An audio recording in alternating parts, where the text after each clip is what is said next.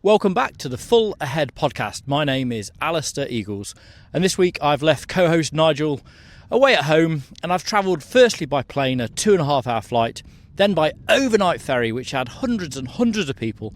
But where I got off, only 10 people got off, and I'm on an island that's part of Finland. It's its own independent democracy. People speak Swedish, and 1/10 of the population work in the maritime world.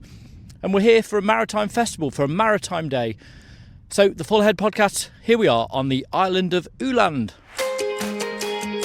Your look inside the world of ships and shipping. And this is the Full Ahead podcast from the Ålandica Culture House in the Åland Islands, the self-governed part of Finland. So if, like me, you're not too aware of the Åland Islands, well, they're situated midway between Finland and Sweden, where the Bothnia Sea joins the Baltic Sea, and they're served by a range of different ferry routes, both from mainland Sweden and from mainland Finland. The islands have got a rich maritime history, and we're going to find out more about that, but also very much up to date. A range of companies are based here. It's got a strong maritime tradition, and it's a real centre of maritime excellence. And it's not just a few islands, we're talking about an archipelago of islands. 6,500 different islands make up the Åland Islands. And it's Ålands Sjöfart, a local non-for-profit organisation that runs this Maritime Day, an international festival of maritime. And we're going to be going there tomorrow and finding out all about it with the Full Ahead podcast. This is Full Ahead. Prior to the start of the conference, I've taken the opportunity to cross town, and here I am at Mariehamn Maritime Museum. And what an amazing place it is. More specifically, I'm stood right on the bow of one of the largest steel-masted sailing vessels that's been preserved, the Parliament, built in 1908 in Glasgow. A lucky ship that sailed through both World Wars, a ship that carried grain from Australia back to Northern Europe. And yeah, just an amazing maritime museum. If you're in Åland, definitely come and see the museum. It's a great place to be. But I haven't got long. I've got to get my skates on, because at the start of this conference, they like to do things a little bit differently over here in Finland. So rather than the boring introductory speeches, we're going to do a 5K, 500 people out for a 5K around town, raising money for the amazing charity Mercy Ships. And we'll hear more about Mercy Ships later on in this episode of the Full Ahead podcast. So we're building up to the start of the 5K race for Mercy Ships. Hundreds of people gathering, the sun is shining, all sorts of characters here. We've got dogs running, we've got fancy dress, we've got happy people, we've got some people not looking so happy maybe. But we'll get round, we'll walk, we'll run, we'll have fun together, and we'll raise money for Mercy Ships. It's going to be a great event. Hi, my name is Stanley Ekelund, and I work for Mercy Ships in Sweden as a fundraiser manager. Mercy Ships is not an organisation that everyone knows about. It's a charitable organisation, as I understand. And can you just give us a brief kind of resume of what Mercy Ships actually do? Mercy Ships are traveling to countries, especially in Africa, where we have no access to safe surgery at all. People are lacking the possibility to get to surgeon when we have a problem, like cleft lips and other medical diseases that you are ordinary in your home country get directly. So we have two ships, Global Mercy and Africa Mercy, that are like 170 meters long, so they are quite big, and 12 levels up, I think it's in the ship management, and we can host about 2,000 patients and crew at the same time. So you have two ships that tour around the world, mainly in kind of the African countries, and providing a kind of floating hospital for routine treatments and also emergency treatments on the basis that many of these populations are actually quite close to shore. So if your ships can get close to that shore, you're quite close to a large population of people. Yes, you say that 50% of the world's people have access to a harbor. So for us is that we could bring the hospital as a full equipment hospital with state-of-the-art equipment. We have 6 surgery rooms on both ships and like 200 places for the patients. So we come in with all the Western world technologies and bring it to a place where you cannot have that access. So we have electricity, we have a clean area. That's almost impossible to get in these countries. And it's a charity. I mean, this isn't a commercial operation. You're a charity, a Christian charity, I understand. And how do you fund this? How does it work? First of all the crews on the ship are volunteers, so they come and take their time for free. We are raising funds, personal people, but making small donations, legacies, corporations, foundations, so that difference. But we raise 100% of our funds to run the ships. And you've just done a presentation in the auditorium to some young people starting out in their shipping career. Are you hoping to find some volunteers from talking to people like that? Yes, because we have found out that a lot of people, especially in the Nordic countries, they have difficult to come in to start their shipping careers. So they can come to us and they can build up their experience, because when they are in the start of their journey, and when they can train and develop, and when they come back, and when they are really interesting for companies to hire them. It's a way of getting that work experience and also seeing some different parts of the world, I guess. Yeah, seeing in different parts is an adventure, especially for younger people, but we also accept the elderly people. I have to say that even if you're a retired captain or something, I think we have a captain from Ireland at the moment who used to be running on the ships on the Irish coast, so they're coming after they retire as well. So, but it's an adventure you develop, but you also meet a lot of friends, you're building a community and also build a good experience, and you also change your state of mind of how people have it around the world, and see that with my small contribute I can do a big change. And how many crew are on the vessels?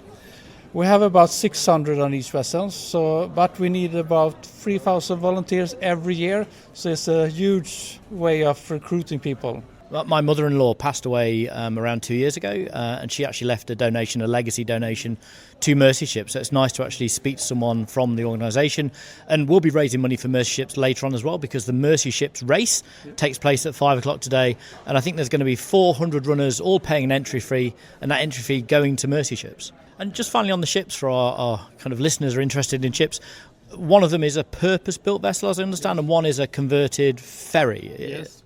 The old one that we have, and old is 40 years old, and it was a railway ferry in Denmark. But when we built the bridge, they did not have a use for a ferry, so we rebuilt it and removed all the train decks, and we built hospital decks and patient decks on that area.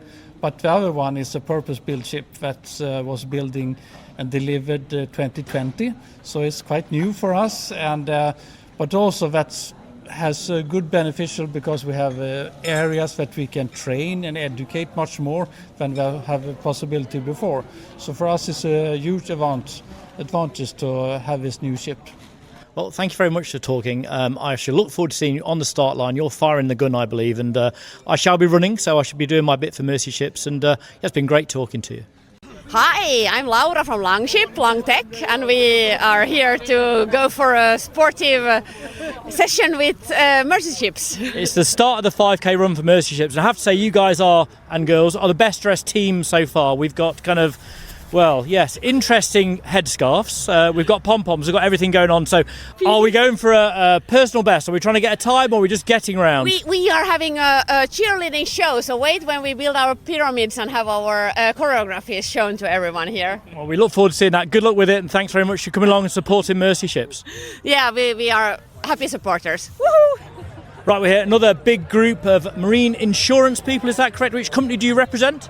Åland, yeah. Yeah, and we've got a very special person. If you can introduce yourself by your first name first of all. My name is Nina, work as HR manager. And I hear on the grapevine you actually won this event last year, is this correct? Are you going for another victory? Maybe. Maybe, very cool and collected. And your colleagues here as well, could you introduce yourself please? My name is Anton Masnerus and I'm a claims executive at Ålandia Insurance. Why is it important for Ålandia to be here at this event and support Mercy Ships?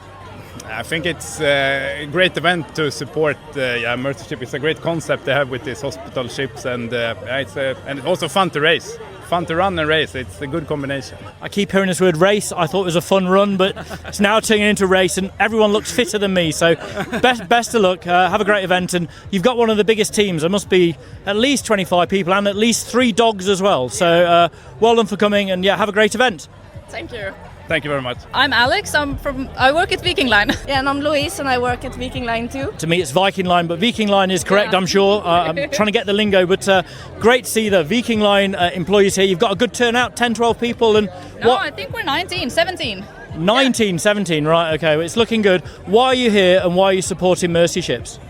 Oh, well, it's a good cause, so we have to support it. And it's nice to do something good with your co-workers. It sounds like the warm-up is about to get going, but are you racing, running or walking? Which one are you going for? We're running. Running as well? Yes. Well, have a great event, nice to see you, thank you very much. Ge honom en varm applåd. Så här och pratar. Idag är det bättre väder än förra året. Det är ju jätteskönt. Hur är läget med dig? The people and their stories. This is Full Ahead, the podcast about ships and shipping. So that's that done. It's the end of the Mercy Ships 5k. That was not a great time. They told me these islands were flat. They are definitely not flat. There's some hills there. It was a tough run, but we got around. Runners coming in thick and fast now. All raising money for Mercy Ships. It's great to see. Maybe for obvious reasons, shipping gets some negative press. Everything in the news at the moment about the Strait of Hormuz and emissions and everything else, but just struck at this event by all the good that shipping does, whether it be Mercy Ships providing hospital ship services in Africa, whether it be people running to raise money and just people chatting and getting on. It's a great industry, and yeah, a bit of rivalry there. I got beaten by a shipbroker, which cuts deep, but massive shout out as well to all the people from Godby Shipping, shipping company based just up the road here. Yeah, great company and a lot of input from them into this event in terms of organisation, sponsorship, and yeah, just great to see many of the Godby runners out running as well.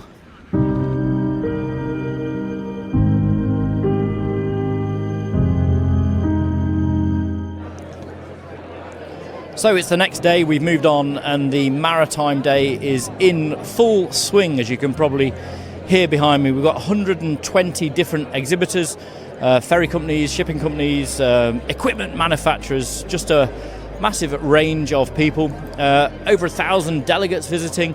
And in next door we've got speeches going on, we've got talks about everything from the state of the Ro-Ro and Ropax ferry market to the polar code and insurance issues. It's a vibrant event, lots going on, and we're going to try and grab a couple of the key people to talk to them, find out why this event takes place, why it's so important, and what it means for this really amazing area. I'm joined by Eva, and this is a special kind of conference this year. You're the organiser of the conference. Why is this a special year? It's the 25th anniversary actually, so it started in 2001. Then it started as a recruiting exhibition more we have all the maritime schools here on the Åland Island, and we wanted to get the maritime students to meet the ship owners and connect. So that was like the starting point 25 years ago. And then over the years it has developed, and more people are coming, and of course it's really nice. Seems to be over 1,000 delegates here today, and these islands, you're from the Åland Islands, they seem to have such a deep maritime history and background, and this conference is obviously celebrating that, but also looking towards the future and what might happen next. Why do you run this conference? What's the purpose of it? Well, the purpose is, as said, we started with the recruiting and the crew. That is, of course, a main issue, and today even more important actually than 25 years ago, because there is a lack of seafarers. So to increase the knowledge of shipping to a broader audience, that is of course one issue, and to attract younger people to the industry, that is very important, but also for commercial purposes, for people attending, that you have to meet in person to do real business actually. I do believe that, because shipping is a very long-term, you have to have long-term perspectives in the business sense, and when ordering ships, I mean, you order a new building today, you will get it in 2 to 3 years, and you will own it and have it for 30, 40 years. So of course you have to have a long-term perspective of things. And in order to create the opportunity to do business with people, I think you have to develop the relationship and see each other and meet each other maybe several times before you do business with each other. Everywhere you look, there are people chatting, meeting kind of for the first time, meeting, old friends and new acquaintances. And yeah, there's just lots of chat in the room. But organising an event like this must be a big job. But you're involved in organising this with a team of people. How does it actually work? Who organises this event? Well, I'm the main organizer, starting it and then developing it, and we cooperate with the companies. So we cooperate with the local government, we cooperate with the local insurance company Alandia, and we also have DNV, the Classification Society, and Wärtsilä as partners, which I think is making this day more valuable for visitors, because I'm bringing together the commercial people in the Roro ROPAC seminar, and our partners are bringing their specialists for various subjects that are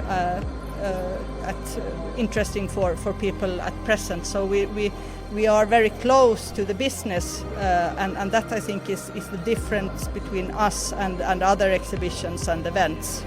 And it sounds like a full-time job organising this conference, but you also have a full-time job. You're a key person in Godby Shipping, but it's been an exciting time recently in the business.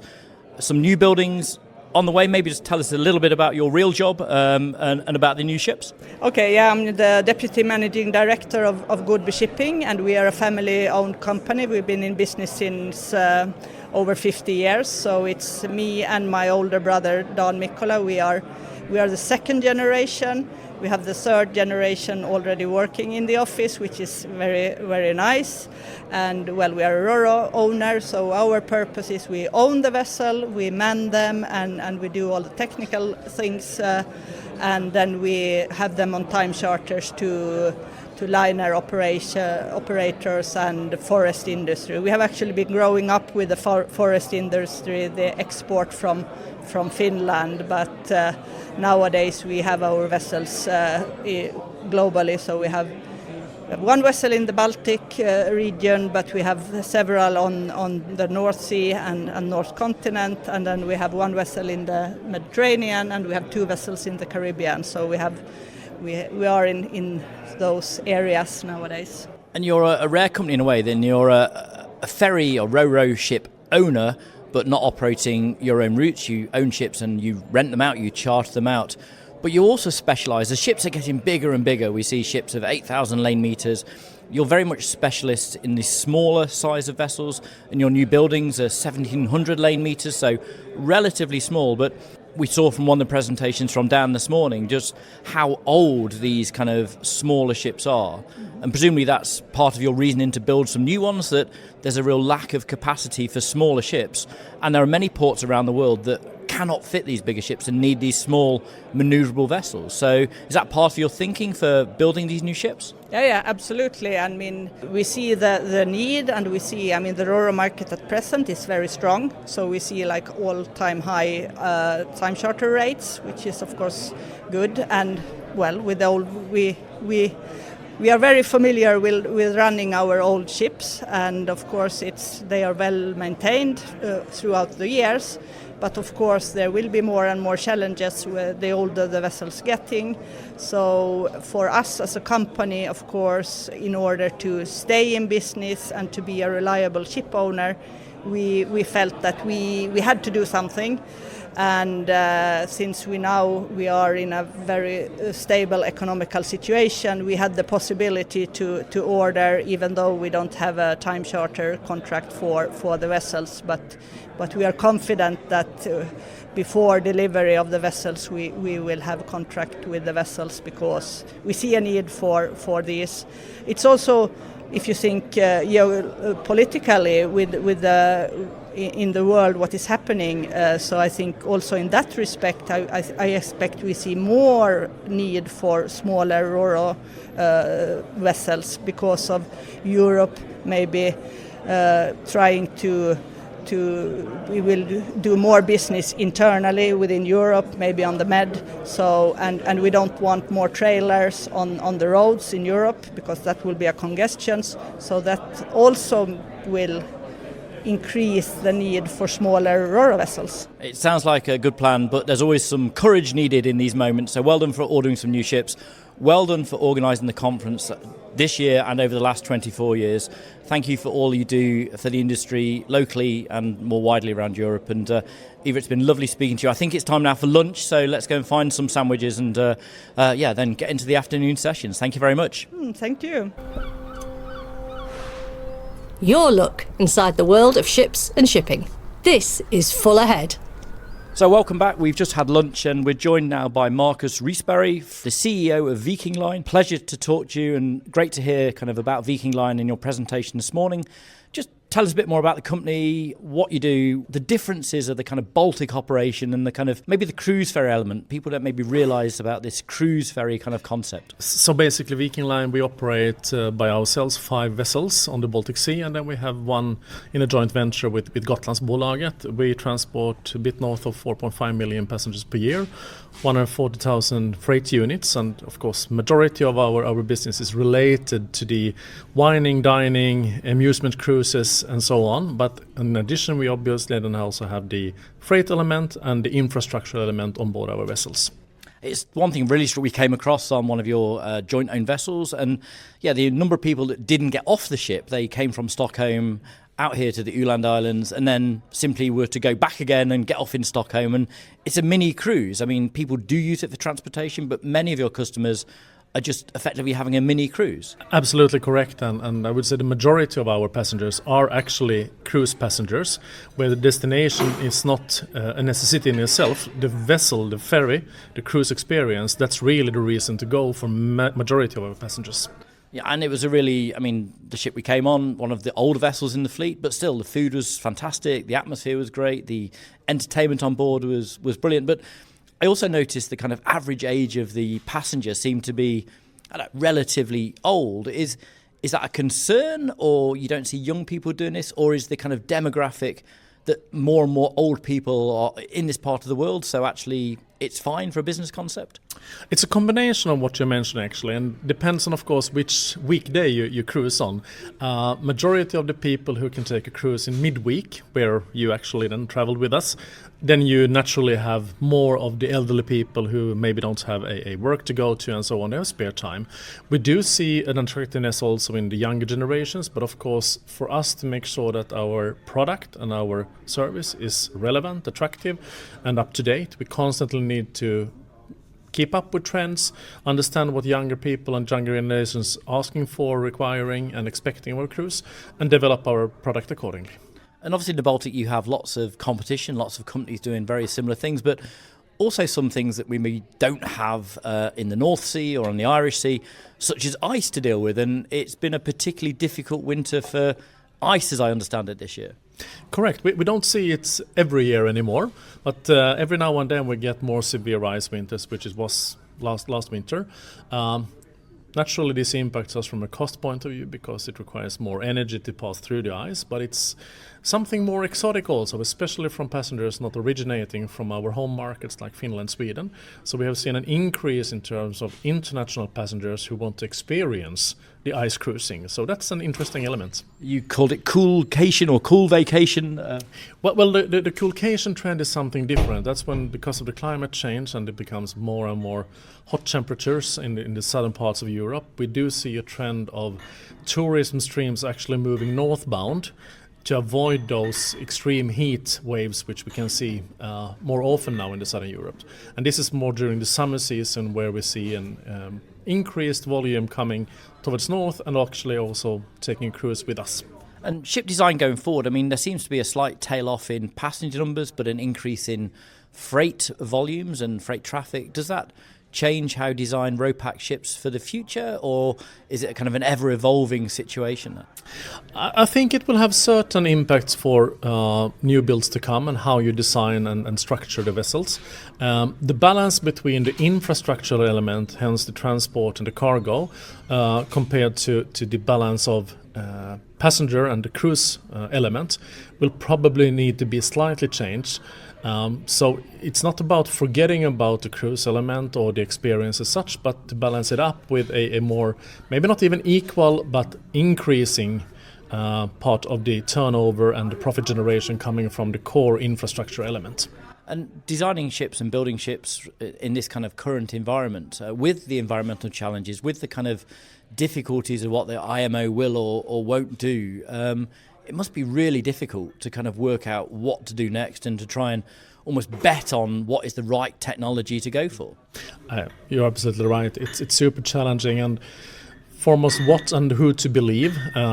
The regimes as we see them today, will that playing field be valid from 5-10 years from now? We have upcoming revisions and evaluations of both the ETS and fuel-EU maritime system. What will happen with the net zero framework on IMO level?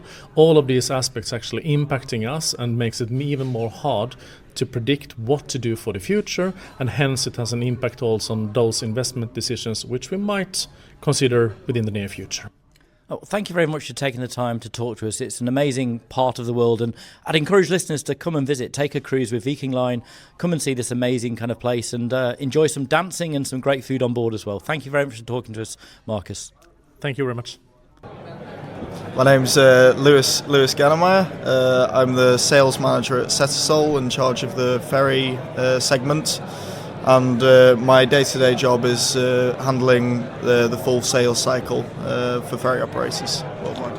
It's great to see younger people. There's actually lots of younger people at this conference, and Louis, it's great to see a young person in yourself here. But I started out early in my career on the kind of sales kind of side as well, the commercial role. For me, it was selling space on ships. For you, what are you selling to your customers then? So what we're providing at Setasol is let's say a gateway into understanding your fleet more, but also at the same time optimizing it. So we help you see the data of your vessels. It will visualize it for you so that you get a better understanding on how your vessels are performing, areas to improve. At the same time as we try to give you real-time influence and your crew on board the vessels on how you can operate the vessel more efficiently to save fuel in the end. I've heard this phrase being used, a digital twin of the vessel. What is a digital twin of the vessel, and why is that important? So digital twin is how it's mostly how the model of our system works. So in essence, what AI and our models do is it creates a virtual copy, you can say, of your vessel and your engines, and then simulates how your vessel should perform to be more optimal than it is right now, and then basically guides your crew after that. So by collecting real data from the ship and creating this kind of digital twin, you can kind of almost test what the efficiency of the engine would be at different speeds, at different sea conditions, without having to actually physically do that on the vessel. You can kind of copy it and then copy and paste it back to the vessel effectively. That's how it works. Yeah, so that's something we're actually working on quite a lot. We are continuously trying to develop something that we call timetable optimization, which is where we actually only use the digital twin to let the operators play around and see, okay, if I lowered my speed here by 5 minutes in the whole route, how much fuel would that save me? How much money would I save? And also we're trying to then develop that into, let's say, switching the routes virtually, but also then changing vessels between routes so that you can explore how you should deploy your fleet the most optimal way. It all sounds kind of interesting stuff, and when we talk about AI in the industry and lots of talk of it, but this sounds like kind of a real practical application. Whereabouts are you based? Where's the company based? Company's based in Gothenburg, Sweden, on the west coast. And how does someone like you, Louis, get into this kind of industry? Some people kind of fall into it, some people kind of come across it somehow. How did you get to do what you're doing? So this job I'm in now actually came at a perfect timing. So why I'm in the industry specifically is because I come from a maritime background. My family's been in the maritime industry for some time, so it was a very natural step to come into this industry. But this job that I'm at right now came at a very perfect time. I'd just finished my high school and I'd had my summer break, and then in September I found this job application, and it was all just perfect timing, very smooth sailing. So that's how I ended up here. Well, good luck with your career in this kind of maritime industry. Enjoy the rest of the conference. The sun is shining. A few more interesting speeches to be heard, but enjoy the networking, and it's been a pleasure talking to you. Thank you from everyone at the Full Ahead podcast. It's been a pleasure. Thank you very much.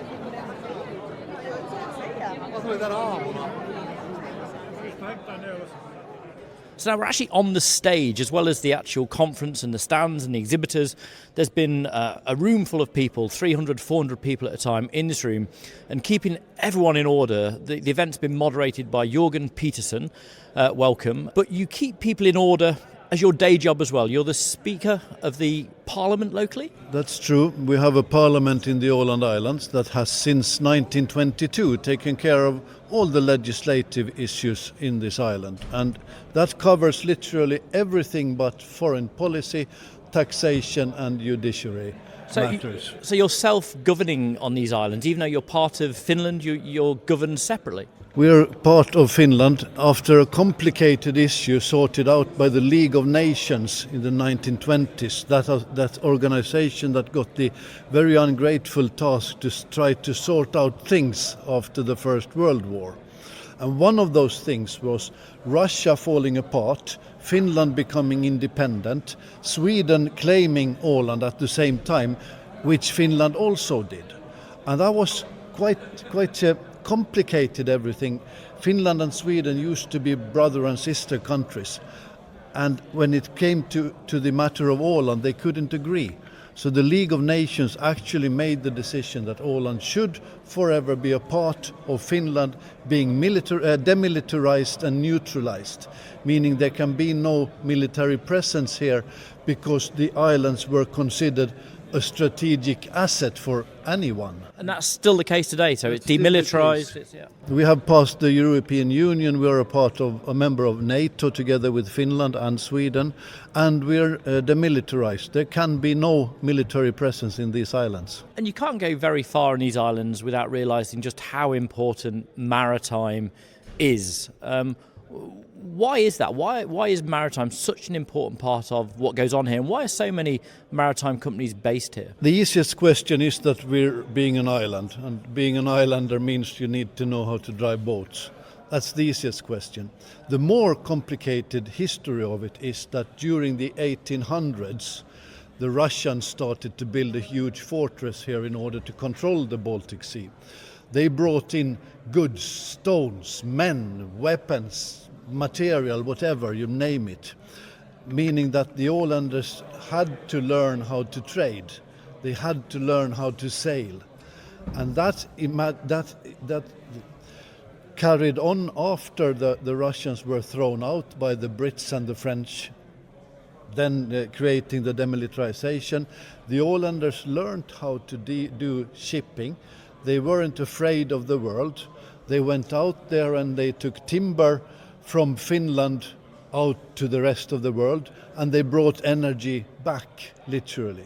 So for a while, we had the largest ship owner in the world, which is still a UNESCO memory today, Gustav Eriksson, who owned windjammers, those who were a part of the big grain races from Australia to Britain. Yeah, I was reading about him in the Maritime Museum yesterday, in the Pommern being one of those ships that actually held the record for the fastest voyage back from Australia with grain in those grain racing days. But being a speaker in a parliament, when you watch the UK maybe parliament and speaker, things can get fairly unruly. Are people better behaved here? How does it work as speaker? Nah, people are as good as ever, I would say. It's not much of a difference. Sometimes discussions get heated and you have to stay calm. I like the tradition in England as well.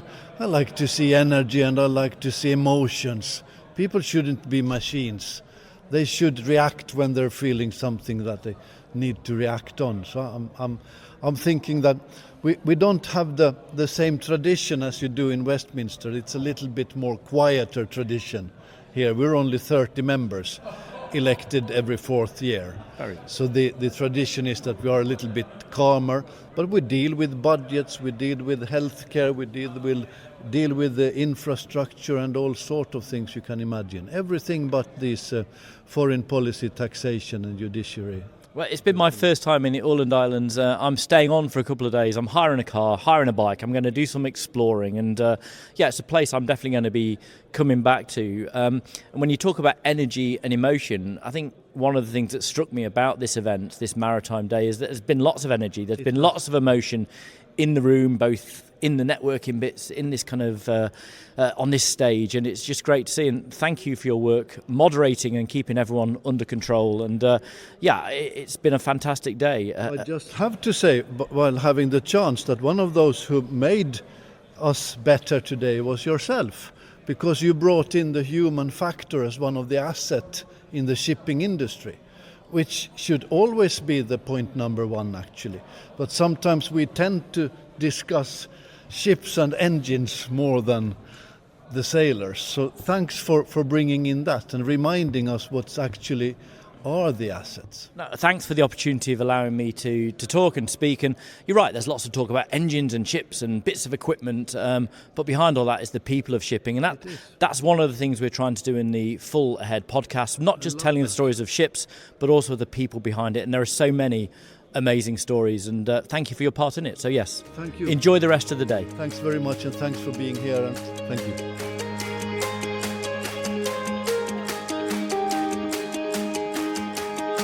Fredrik Olofsson, Commercial Fleet Manager, DFDS. And Fredrik, you spoke earlier at the event today and you gave a presentation about how DFDS are doing, what the market conditions are like. Maybe you could just recap that for our listeners very quickly. Well, of course, coming out of a challenging time in a lot of ways for a lot of operators at the moment. We had a Q1 result coming in a few weeks ago, showing, good signs of maybe early signs is a better word for where we are, where things seem to have changed in the Mediterranean, good signals, and also in the rest of the network. So good signs so far.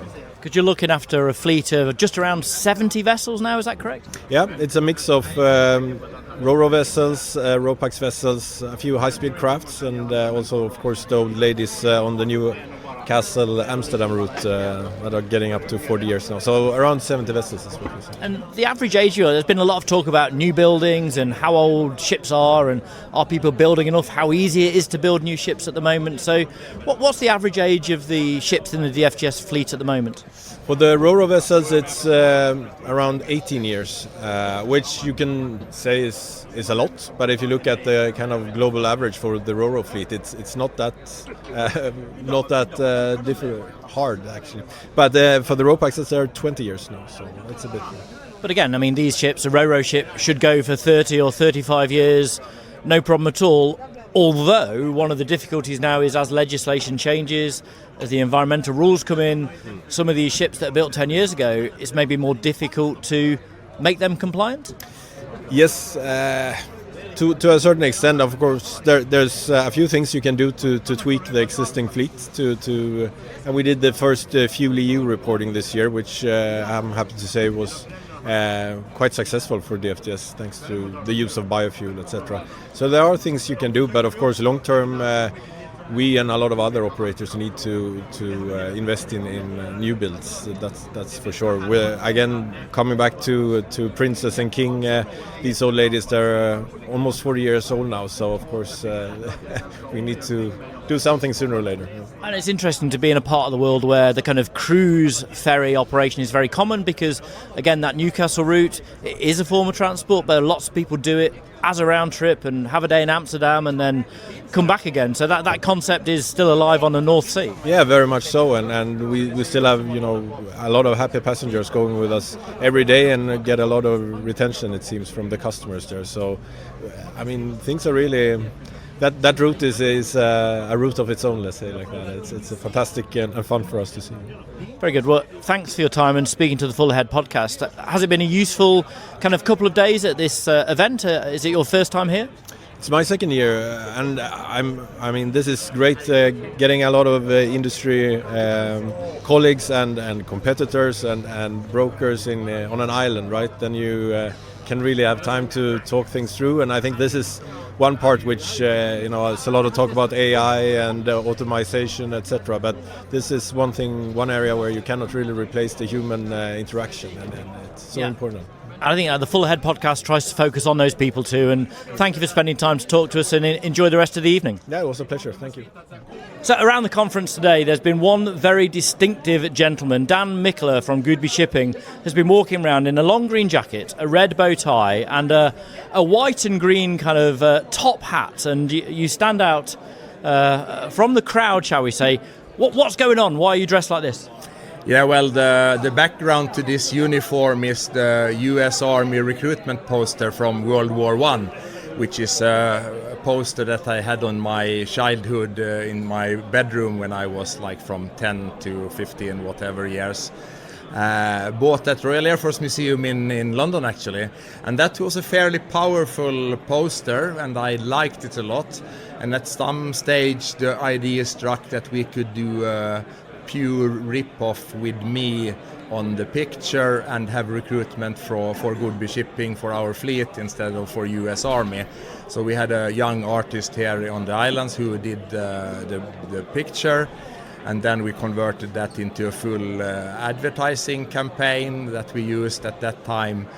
And we thought that, well, we have done the advertising, why not go all in and make the dress as well? So I've worn this dress for maybe 15 to 20 years, and it was at the time my contribution to try to create a little bit of a younger, more fun way of approaching young people, because at that time the main focus of this maritime exhibition was to attract young people to the maritime industry, and maritime industry tend to be, let's say, fairly large amount of grey-haired men in dark suits, and we try to make it a little bit of fun. We'll share a picture. The poster's up on the wall here, massive version of it, and it looks fantastic. What's it like attracting crew? You're building 2 new ships at the moment. They're due kind of in a couple of years' time. What is it like trying to find crew for new ships like that now? Generally, finding crew is a challenge. It's no question about that. There are more positions for qualified and well-educated, experienced sailors than there are actually sailors. But for us, as a small shipping company with 200 employees, we recruit in Scandinavia. We recruit to some extent from Eastern European sources, and we recruit from the Philippines. So our solution to the fact that there are not enough sailors here is that, well, then we recruit from where we can find them. And I guess one of the nice things for crew working for you guys is they know you all. It's a small company with a number of ships, but if there's a problem, the crew can probably speak to you directly and have a conversation. That you don't find that in all companies these days. That is, we try to be, we are a family-owned shipping company, and we try to preserve that heritage clearly. So, yeah, I hope you're right.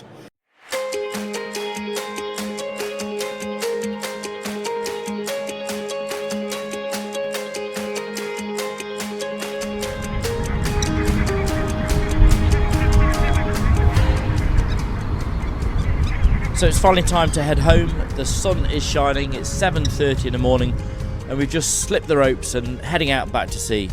It's going to be an 8-hour crossing back to Stockholm, and what a beautiful crossing this is.